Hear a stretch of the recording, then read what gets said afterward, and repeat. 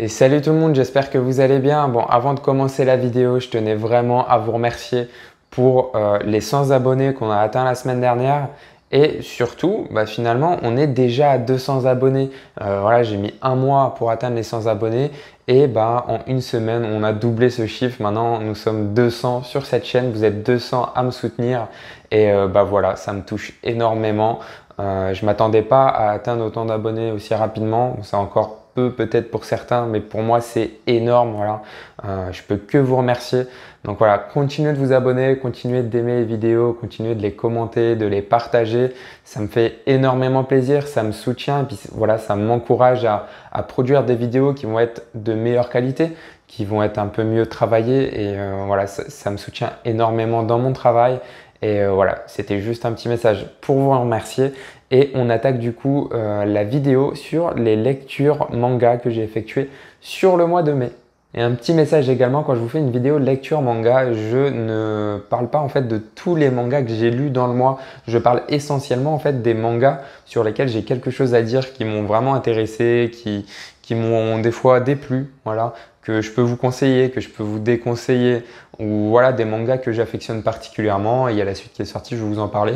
Voilà, je parle pas de tous les mangas que j'ai lus et je parle que de certains mangas sur lesquels je pense que ça peut être intéressant d'en parler, des débuts de série, des tomes 1, des suites, etc. Voilà, un peu de tout, je divague.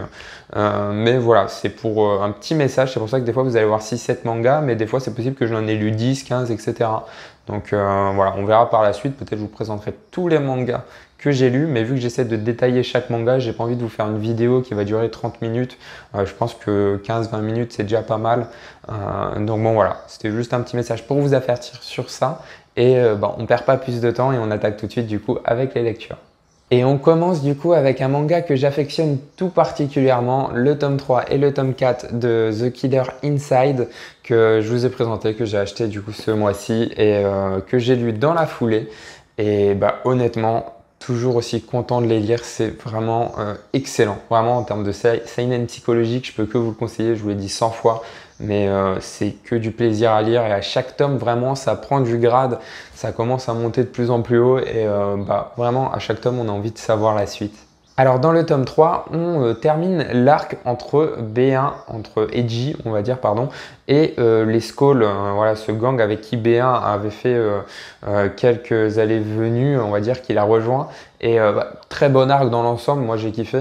Et on en apprend encore un peu plus sur B1 à chaque tome, on rapprend certaines choses, mais finalement on ne sait toujours pas s'il est bien intentionné, on ne sait toujours pas s'il est gentil, on ne sait toujours pas s'il est méchant, on ne sait toujours pas si c'est lui qui tue les gens, mais on continue voilà, d'en apprendre et c'est excellent.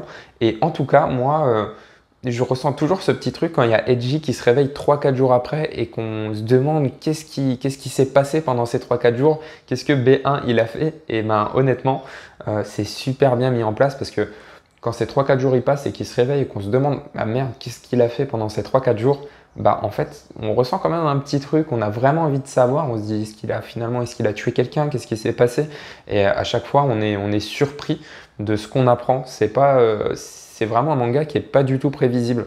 On ne sait pas du tout où il va et c'est pour ça qu'il est excellent à lire honnêtement. Et ce tome 4, vraiment quand je vous dis que à chaque tome il prend du grade, à chaque tome il devient de plus en plus intéressant, et voilà, on en a la preuve avec celui-là. Vraiment j'ai été épaté. Le tome 4 en fait il est en deux parties et il est bourré d'informations. Vraiment en fait quand je vous dis qu'il est bourré d'informations, c'est vraiment qu'on a des informations de tous les côtés et on a plein de réponses à certaines questions. On a la première partie en fait qui est centrée sur B1. Vraiment, on a beaucoup plus d'informations sur B1. On commence à le rencontrer. On va dire que voilà, on commence à savoir sa façon de parler, etc. Mais on en apprend aussi beaucoup sur Kyoka, hein. La petite amie d'Eiji, voilà, je vais réussir à le prononcer. On en apprend beaucoup sur elle, vraiment. Et en commençant le manga, j'aurais jamais imaginé se passer, on va dire, le développement de ce personnage. Pour moi, ça allait rester la petite amie d'Eiji, la personne voilà, qui il allait sortir, qu'il allait avoir quelques histoires et peut-être voilà, qu'ils allaient se séparer à un moment, mais pas du tout à ce qu'on apprend dedans. Vraiment, finalement, ça met un autre rebondissement. Il n'y a que des rebondissements dans ce tome-là et c'est excellent à lire. Vraiment, ce tome-là, pour moi, c'est clairement le meilleur tome des 4. Et bah voilà, j'ai acheté en fait les deux premiers, enfin le tome 3 et 4 pour éviter un cliffhanger à la fin du tome 3. Et finalement, bah, à la fin du tome 4, je me suis dit pourquoi je n'ai pas acheté le tome 5 en fait. Et bah, je suis pressé de l'acheter, je vais sûrement l'acheter le mois prochain. Et puis bah, je suis pressé de le lire, du coup vraiment on a vraiment envie de savoir la suite. En tout cas moi le tome 4 je l'ai bouffé, il est vraiment excellent. Première lecture, voilà les deux premiers tomes de The Killer Inside et foncez dessus.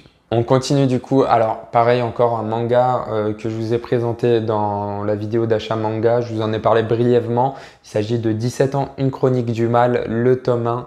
Et bon voilà, je l'ai déjà dit dans mon achat manga, c'est un manga qui est très dur à lire. C'est un manga qui nous raconte l'histoire en fait d'une jeune fille voilà, au Japon. C'est tiré d'une histoire vraie qui s'est fait kidnapper, qui s'est fait séquestrer, qui s'est fait violer. Et c'est vraiment méga dur à lire parce que bah, quand on lit un livre ou un reportage, on n'a pas vraiment des photos, on va dire. On n'a pas vraiment des images, des gestes, etc. Mais là-dessus, enfin voilà, je vous fais voir, faites attention, c'est quand même un peu choquant. Mais là, par exemple, voilà, on a une planche d'un viol et bah voilà, c'est s'imaginer en fait que quand on lit le manga, s'imaginer que ce qui se passe dedans, c'est vraiment arrivé à quelqu'un. C'est horrible de se dire ça. Et il y a vraiment des mangas, des moments, pardon, où j'avais pas envie de tourner la page. Et il y a des moments, c'est très bien rythmé. Parce qu'il y a des moments, du coup, on va être sur ces personnes qui séquestrent cette fille. Et il y a des moments où on va couper parce qu'il y a sa sœur jumelle, en fait, qui est à sa recherche. Et bah, du coup, ça permet un peu de souffler quand c'est elle. Et en même temps, c'est encore plus triste parce qu'elle va se plaindre à la police par exemple et en allant se plaindre à la police, elle leur dit que voilà, elle trouve ça bizarre, elle rentre d'habitude et elle pense qu'elle a disparu, qu'elle s'est fait kidnapper, mais en tout cas qu'elle n'a pas fugué. Et la première chose que la police leur dit, c'est que bah écoutez, c'est une enfant de 17 ans, c'est un peu l'âge rebelle et elle a sûrement fait comme beaucoup de filles, elle a fugué. Et en fait, ils ne croient pas du tout sa sœur jumelle. Et en fait, bah, on se dit que s'ils l'auraient écouté, s'ils auraient lancé la recherche beaucoup plus tôt, et ben tout ce qui arrivait à cette jeune fille, ça serait peut-être pas arrivé.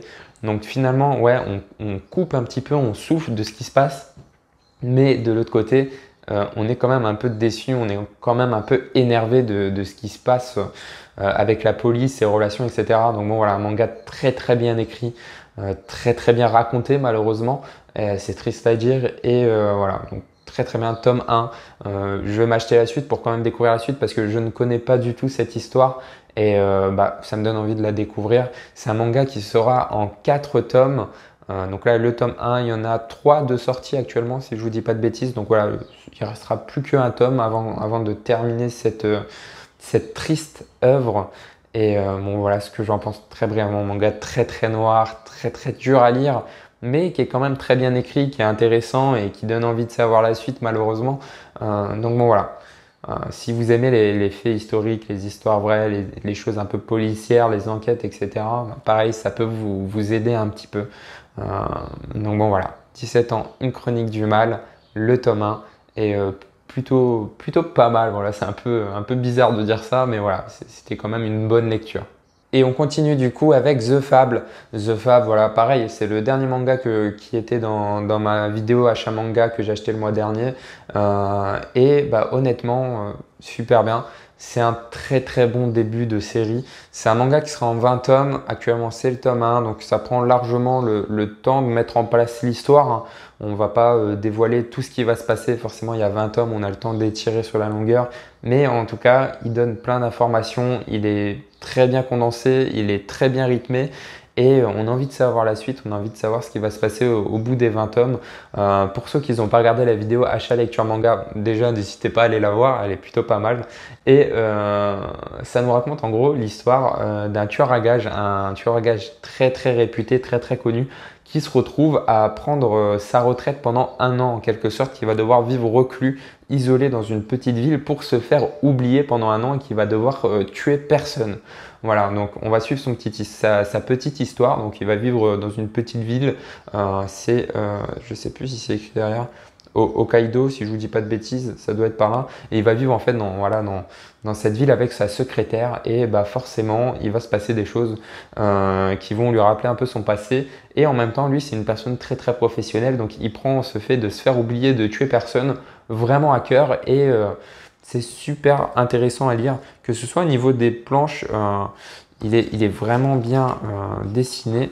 C'est des dessins qui sont un peu pas super atypiques, j'ai envie de vous dire, mais qui sont plutôt pas mal. Et même au niveau des scènes d'action, hop, regardez par exemple, voilà. Alors, il y a une petite double page en fait où on va avoir voilà, le premier coup et du coup on va avoir, si ça va bien, hop, le deuxième coup en fait, voilà, c'est plutôt pas mal. Alors bon là c'est une petite page, mais sinon les combats ils sont faits normalement, etc. Mais la personne en plus, le personnage principal est super attachant. Vous voyez un peu le style du personnage principal, c'est celui qui est juste ici, voilà. Non, honnêtement, vraiment pas mal comme manga. J'adore. C'est pas un manga d'humour, c'est un semi-manga d'action, un semi-manga d'humour. Il est vraiment entre les deux. En tout cas, sur ce tome 1, je sais pas si par la suite il prend une direction beaucoup plus sérieuse ou beaucoup plus humoristique, mais ça donne vraiment envie de savoir la suite. Et bah voilà, en tout cas, très bon début de série. Je sais que c'est un manga qui est un peu connu, qui était attendu. Donc voilà, moi je le connaissais pas du tout, donc je l'ai découvert. Ceux qui connaissent déjà, bah, dites-moi en commentaire si ce manga vaut le coup, s'il perd pas dans la durée, s'il perd pas au niveau de l'intérêt qu'on peut lui porter. Mais en tout cas, moi, vraiment, je le kiffe. J'ai pas mal apprécié. Donc voilà, The Fable ou The Fable, le tome 1, et bah, du coup, on attend la suite. Bon, on continue avec du très très lourd. Ils sont sortis déjà le mois dernier, si je vous dis pas de bêtises. Kingdom, le tome 59 et le tome 60. Bon, Kingdom, je ne vais pas me mettre à le représenter. Je ne vais pas vous le présenter. Je pense que vous connaissez déjà et je ne vais pas vous dire grossièrement de quoi ça parle parce que ça parle de beaucoup de choses. Il y a beaucoup de messages qui sont passés dedans et ça reste un manga historique. Et comme vous l'avez vu, comme je vous l'ai dit plusieurs fois, moi, les mangas historiques, j'adore ça. Et bah, en fait, vraiment, il y a des moments, je me dis pourquoi on n'est pas né en Chine. Si on compare en fait l'histoire de la France à l'histoire de la Chine, en tout cas ce qu'on apprend dedans, il n'y a pas photo, l'histoire de la Chine, elle est 100 fois mieux en fait. Alors voilà, The Killer Inside, quand je vous en ai parlé, je vous ai dit qu'à chaque tome, ça monte. Il n'y a que 4 tomes actuellement. Donc voilà, si ça tient sur la durée, ce serait excellent. Mais Kingdom, il y a 60 tomes et vraiment, à chaque tome, ça monte. Ça fait 60 tomes que ça monte au fur et à mesure. Et ça ne s'arrête plus, c'est excellent. Vraiment, Kingdom, c'est la vie. Je pense que vous lisez Kingdom, mais vraiment, si vous lisez pas Kingdom, enfin, foncez dessus, c'est excellent. Il n'y a rien à dire. Je vois même pas quel serait votre argument pour ne pas lire Kingdom. Vraiment. Et dites-moi pas parce qu'il y a 60 tomes. D'accord? Même si après, je veux bien reconnaître, dans le fond, je ne sais pas comment ça va se passer, je ne sais pas comment l'auteur va faire, mais ce manga, il aura 300 tomes ou ça se passe comment? Non, parce que actuellement, dans Kingdom, si je ne dis pas de bêtises, il y a 6 ou 8 états, quoi. Voilà, il y a Qin, l'empereur de Qin, il veut conquérir tous les états pour unifier la Chine. On est au tome 60, il n'a même pas conquéri un seul état. C'est super intéressant, je kiffe lire, l'histoire est excellente, mais ok, ça a peut-être pris 400 ans à conquérir la Chine, mais il ne faudrait pas que le manga il dure 400 ans non plus, même si ce serait excellent. Moi, je voudrais bien au moins à un moment il conquérit un état quoi, pour voir qu'est-ce qui se passe, quoi. Parce que là, on était sur le point de conquérir en quelque sorte Zhao, on s'était penché dessus, on s'est dit bon allez, on attaque Zhao en premier. Et bah, en fait, l'arc il s'est terminé avec Zhao, il s'est passé un truc, et du coup, bah, Zhao, non, on l'a mis de côté, et on va aller vers un autre état, on va aller faire autre chose ailleurs, pour qu'après les gens ils viennent nous aider à conquérir Zhao ensemble. Donc bon, voilà, j'attends. Mais en tout cas, je pense qu'on aura conquéri le premier état à peu près au tome 120, je pense. Mais bon, petite blague, hein, mais voilà, Kingdom, toujours excellent, tome 59, tome 60, excellent. On termine l'arc avec Zhao, comme je vous l'ai expliqué, on commence un nouvel arc. Et bah, toujours aussi bien, les personnages toujours aussi charismatiques, que ce soit les gentils, les méchants, les personnages secondaires, les dessins, tout est parfait dans ce manga. Voilà, foncez lire Kingdom, il n'y a que du bien dans ce manga. Honnêtement, il n'y a pas un seul tome depuis que je l'ai commencé où je me suis ennuyé. Et j'aurais jamais pensé en commençant Kingdom, en lisant les 3 premiers tomes, que ça commencerait comme ça. Et puis aussi dedans, il se passe un truc excellent. Il se passe que ça y est, Shin, c'est devenu un général. Et ça, c'est excellent, vraiment. On attend ça depuis le tome 1. C'est devenu un général. Pas encore le plus grand général sous les cieux, mais ça y est, on tient un truc, quoi. Voilà, allez découvrir l'histoire de Shin, allez découvrir l'histoire de la Chine. Et voilà, les 2 tomes de Kingdom 59 et 60. Et on termine cette vidéo avec The Breaker. Voilà, j'ai lu le tome 1. Le tome 2 est sorti au moment où je l'ai lu, si je vous dis pas de bêtises. Donc bon, voilà, je connaissais pas du tout. C'est un manga coréen, d'accord. C'est un manga d'action, en fait, qui fait un peu penser, alors pas du tout, mais en termes de l'histoire, il fait penser un petit peu à Ken Ichi. Pour ceux qui connaissent et ceux qui connaissent pas, allez regarder Ken Ichi, c'est super bien. Mais je parle vraiment dans l'histoire et pas du tout dans les dessins, dans la manière que c'est raconté, etc. C'est-à-dire que dedans, c'est la même chose. On suit une personne, en gros, qui est nulle. Voilà, il sait pas se battre. Voilà, c'est un nul. Et en fait, il va se retrouver à se faire entraîner et à devenir super fort, à maîtriser des techniques de combat, etc. Et qui va devenir super badass et qui va casser la gueule de tout le monde. Et je pense que là, du coup, vous avez compris le rapprochement avec Kenichi. Par contre, voilà, c'est pas du tout un manga humoristique avec des gros nénés et tout ce qui va avec. Hein. J'ai pas de mémoire, j'ai pas de souvenir qui est un peu d'ecchi dans ce manga. Mais en tout cas, c'est un manga qui se veut très sérieux. C'est un manga qui a un petit peu d'humour, voilà, des petites doses par-ci par-là. Voilà, c'est assez pour mettre une bonne ambiance dans le manga. Mais sinon, c'est un manga qui se veut assez sérieux et excellent. Et aussi, hein, il n'y a pas 60 tomes comme Kenichi. Il y en a 10 et du coup, c'est une réédition. Donc, c'est des tomes doubles. Donc, il n'y en aura que 5 de celui-ci. Et vraiment excellent. Donc voilà, vous avez les jaquettes sur le petit flyer, ce que vous avez juste là, vous avez les jaquettes des 5 tomes du coup qui vont sortir. Et par contre, exact, si je vous dis pas de bêtises, il y a The Breaker et du coup il y a la suite The Breaker New Wave qui est la suite de celle-ci. Mais celle-ci pour l'instant n'est pas encore annoncée en édition double comme celle-ci, même si je pense qu'ils vont la faire. Et en tout cas, vraiment agréablement surpris, hâte de voir la suite. Les scènes de combat dedans sont vraiment excellents. Les dessins, enfin, honnêtement, quand c'est un grand manga, un grand format, je kiffe lire en fait les planches, etc. On prend vraiment le temps. Alors, en regardant encore le manga, non, je vous ai dit tout à l'heure, je me souviens pas qu'il y a un peu de ecchi. Il y en a quand même un petit peu. Hein, il y en a quand même un petit peu. J'essaie de vous trouver une petite planche de manga, une petite planche de combat, on va y arriver. Voilà, quand vous voyez, enfin honnêtement, les combats sont vraiment bien faits. Et en grand format, ça rend encore mieux parce qu'on a beaucoup plus, je trouve, ce sentiment de vitesse, de mouvement. Honnêtement, il est super classe. Voilà, très bon manga. Hâte de découvrir la suite. Et en tout cas, voilà, bonne découverte. C'est un vieux manga qui était assez connu. Et puis voilà, honnêtement, la découverte est vraiment pas mal et je suis pressé de lire la suite également. Et du coup, c'est le dernier manga que je vais vous présenter dans cette vidéo. Et voilà, mais on va dire en quelque sorte, ce que je vous présente, c'est du coup les lectures que j'ai le plus appréciées ou que j'ai le plus détesté sur le mois du coup. Et voilà en tout cas pour les lectures du mois que j'ai du coup surkiffé. Voilà, ou en tout cas là il n'y a que des mangas que j'ai aimés, voilà, c'est ça que je peux dire. Et voilà, donc c'est la fin de cette vidéo lecture manga. J'espère qu'elle vous a plu. Si elle vous a plu, la même chose, n'oubliez pas de vous abonner, de laisser un petit commentaire, d'aimer la vidéo, de la partager, ce serait vraiment super. Et puis voilà, dites-moi en commentaire ce que vous en avez pensé. Et on se retrouve du coup très vite pour une prochaine vidéo. Et on sait jamais, peut-être qu'à la prochaine vidéo, on sera déjà à 300 abonnés. Peut-être, ce serait excellent. Mais bon, là, je rêve peut-être un petit peu. et puis voilà, allez, on se revoit à la prochaine. Salut!